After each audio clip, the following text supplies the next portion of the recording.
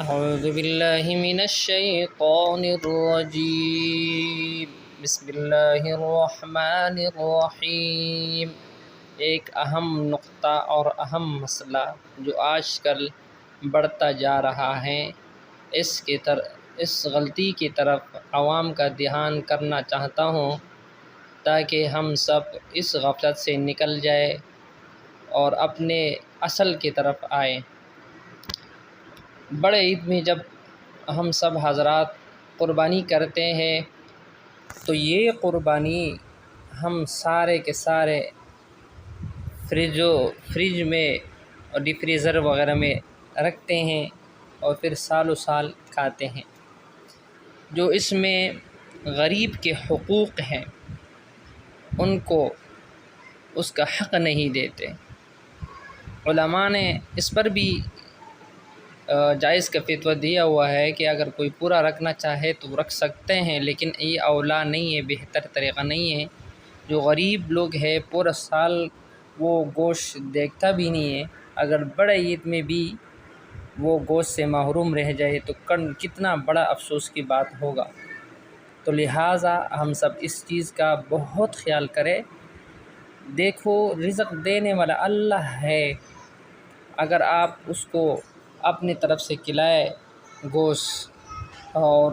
Tat ہو کر کے کھلائے تو اللہ جل جلالہ آپ کو اس کا ڈبل دے گا۔ حدیث شریف میں ہے، معارف الحدیث میں حدیث ہے، غالباً یہ حدیث قدسی ہے کہ اللہ جل جلالہ ارشاد فرمائے گا، اے ابن آدم، میں بیمار تھا، آپ نے میرا بیمار پرسی نہیں کی، میرا عیادت نہیں کی، تو بندہ ارشاد فرمائے گا، اے اللہ، آپ تو اللہ ہے، آپ کا بیماری کے ساتھ کیا تعلق؟ تو اللہ جل جلالہ کی طرف سے آواز آئے گا کہ میرا فلاں شخص بیمار تھا، میرا فلاں بندہ بیمار تھا، آپ نے اس کا عیادت نہیں کی۔ اگر آپ اس کا بیمار پرسی کر لیتے یا اس کی عیادت کر لیتے تو گویا کہ آپ نے میری عیادت کی، میرے بیمار پرسی کی، تو کتنی بڑی اہم بات ہے۔ دیکھو آگے بھی ارشاد فرماتے ہیں کہ اے ابن آدم، میں بھوکا تھا، آپ نے مجھے کھانا نہیں کھلایا، تو بندہ پھر بھی وہی ارشاد فرمائے کہ اے اللہ، آپ تو اللہ ہے، آپ کا بھوک کے ساتھ کیا تعلق، کیا واسطہ؟ تو اللہ کی طرف سے یہ آواز ہے کہ میرا فلاں شخص، فلاں بندہ میرا بھوکا تھا، آپ نے اس کو کھانا نہیں کھلایا، اگر آپ اس کو کھانا کھلاتے تو گویا کہ آپ نے میرے کو کھانا کھلایا۔ تو کتنی بڑی اہم بات ہے کہ کسی اور کو کھانا کھلانا گویا کہ وہ اللہ کو کھانا کھلانا، یعنی کسی غریب کو کھانا کھلانا یہ اللہ نے اپنے لیے اتنا پسند کیا کہ گویا آپ نے اللہ کو کھانا کھلایا، اتنا بڑا ثواب اور اجر رکھتے ہیں۔ اس طریقے سے اللہ کی طرف سے آواز آئے گی کہ اے میرا بندہ، میں پیاسا تھا، آپ نے مجھے پانی نہیں پلایا، تو بندہ وہی ارشاد فرمائے کہ اللہ، اب تو اللہ ہے، آپ کا پانی کے ساتھ کیا واسطہ؟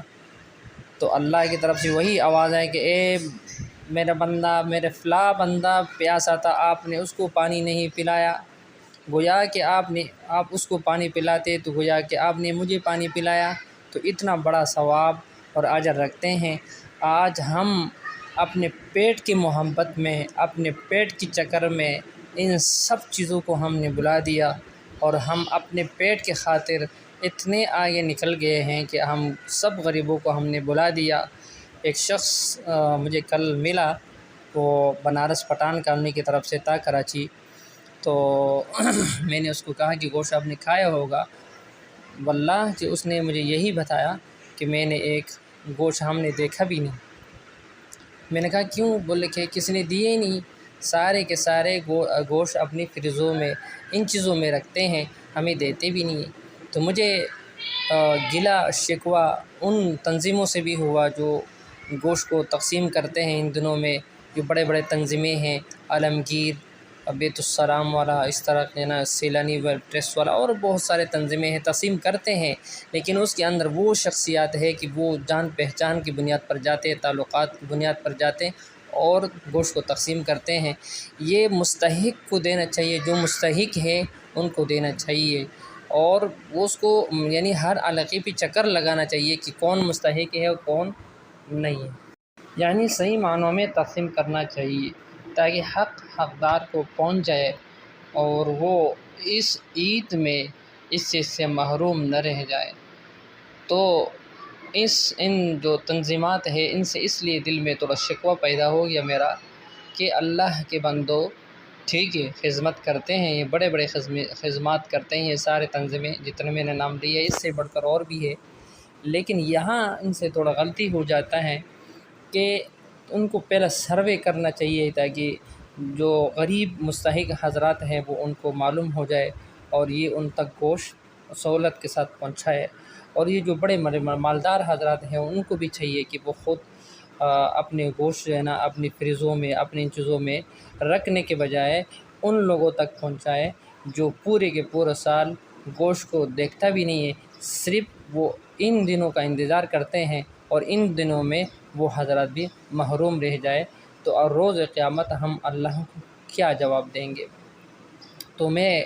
یہ ارشاد فرما رہا تھا کہ اس شخص نے مجھے کہا کہ ہم نے گوشت کو دیکھا بھی نہیں۔ مجھے بڑا افسوس ہو گیا، بڑا دکھ ہو گیا کہ کراچی جیسا بڑا شہر میں رہتے ہوئے اور اس نے گوشت کو دیکھا بھی نہیں اور وہی اپنا گزارا کر رہا ہے۔ ایک شخص کے ساتھ میرا رابطہ ہوا، وہ سوات کی طرف سے تھا، میں نے کہا کہ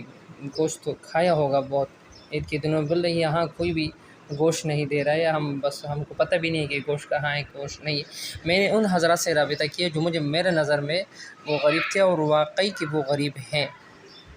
تو لہٰذا ان غلطیوں کو جو میرے نظر میں ہے تو میں نے دیکھ لیا، تو میں نے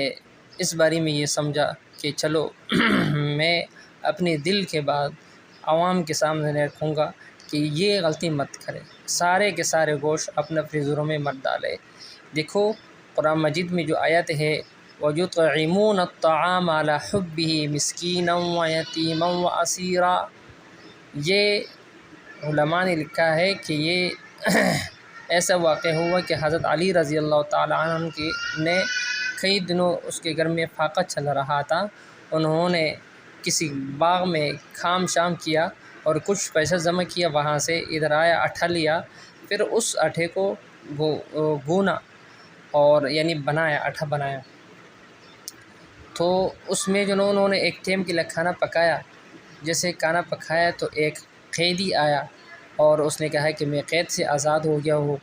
میں بھوکا ہوں، مجھے کھانا کھلاؤ، تو انہوں نے سارے کے سارے کھانا اٹھایا اور اس کو دے دی۔ تو پھر جو ہے نا خود تو پہلے سے بھی بھوکے تھے، بچے بھی بھوکے تھے، اور تو انہوں نے پھر دوسرے ٹائم کا یہ جو کھانا آٹا وغیرہ بچایا ہوا تھا اس کو پکایا۔ جب اس کو پکایا پھر جو ہے نا ایک یتیم آیا، اس نے آواز دیا کہ بھئی میں یتیم ہوں، میں نے کھانا نہیں کھایا، تو انہوں نے اپنے سامنے سے کھانا اٹھا کے اس کو دے دیا۔ پھر تیسرے ٹائم کیا جو کھانا انہوں نے بچایا وہ پکایا، جب اس کو پکایا تو پھر ایک مسکین آیا، غریب آیا، انہوں نے دستک دی کہ میں غریب ہوں، میں نے کئی دنوں سے کھانا نہیں کھایا ہے، میں بھوکا ہوں، تو انہوں نے وہ کھانا اٹھا کے اس کو دے دیا۔ تو اللہ کو یہ عمل اتنا پسند آیا کہ قرآن مجید کی آیات اللہ نے اس پر نازل فرمائے وَيُطْعِمُونَ الطَّعَامَ عَلَى حُبِّهِ مِسْكِينًا وَيَتِيمًا وَأَسِيرًا، کہ یہ اللہ اور اللہ کے رسول کی محبت میں یتیموں اور یسیروں غریبوں کو کھانا کھلاتے ہیں۔ اللہ تعالی ہم سب کو بھی اس طرح بنائے، آمین۔